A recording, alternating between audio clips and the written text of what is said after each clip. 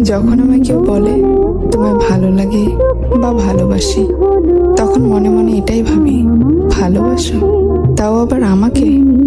না, এটা কখনো সম্ভব না। আসলে আমি কারোর জন্যই পারফেক্ট নই। আমি ওভার পসেসিভ, ওভার রিয়াক্ট করি।